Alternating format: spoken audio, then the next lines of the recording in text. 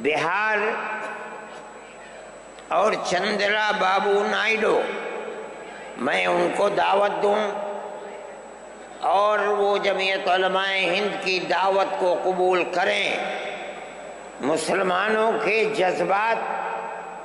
اس مسئلے سے کتنا جڑے ہوئے ہیں وہ اپنے بنگلوں میں، بالا خانوں میں اور اسمبلی کے ہالوں میں بیٹھ کر کبھی نہیں سمجھ سکتے۔ اگر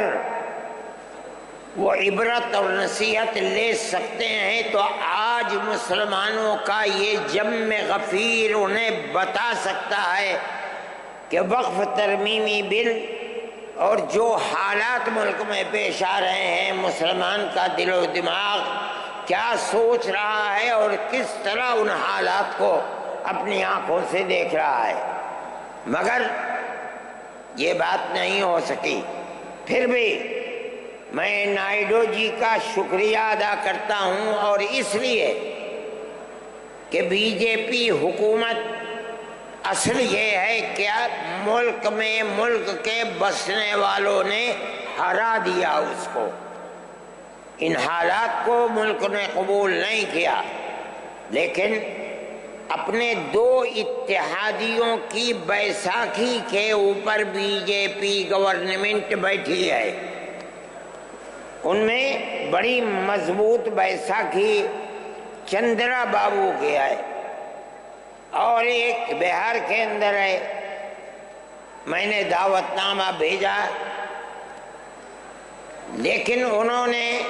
معذرت کر دی، لیکن اپنی پارٹی کے نائب صدر نواب جان صاحب کو بھیجا یہاں۔ میں اسے بھی بہت بہترین نظر سے دیکھتا ہوں۔ میں یہ سمجھتا ہوں کہ مسلمانوں کے جذبات جو ادھر سے لے کر ادھر تک، یہ جم غفیر اپنے دل کی آواز گویا کہ دل کو نکال کر دکھلا رہا ہے، ترجمانی یہ جا کر کے کریں گے، اس لیے کہ جب تک ہمارا ماننا یہ ہے کہ اگر کوئی آگ لگتی ہے مسلمانوں کے جذبات پر، اگر وقف ترمیمی بل پر آگ لگتی ہے، تو جو بیساکھی جس پر ملک چل رہا ہے اس کی ذمہ داری اتنی ہی اس پر بھی پڑے گی جتنی ذمہ داری مرکز میں بیٹھی ہوئی طاقت پر پڑے گی۔ یہ بیٹھے ہوئے ہیں، میں ان کی تشریف آوری پر شکریہ ادا کرتا ہوں، اور میں سمجھتا ہوں کہ مسلمان کے یہ جذبات وہاں تک پہنچیں گے، اور جمعیت علماء نے یہ وہاں کی جمعیت کے ذمہ دار بیٹھے ہوئے ہیں۔ ہم نے طے کیا ہے کہ ہم اس مہینے کے آخر میں یا دسمبر کے شروع میں، کیا تاریخ ہے، 1 دسمبر یا 15 دسمبر کو ہم وہاں بھی جمعیت علماء کی طرف سے کڑپا میں، جو چندرا بابو نائیڈو کا وطن ہے، ہم وہاں انشاءاللہ 5 لاکھ مسلمانوں کو جمع کریں گے اور اپنے دل کے احساس کو ان کے سامنے رکھیں گے۔ ہم جس طرح اس مسئلے کے اندر ملک کی موجودہ مرکزی حکومت کو ذمہ دار سمجھتے ہیں، اگر خدا نہ خواستہ یہ قانون پاس ہوا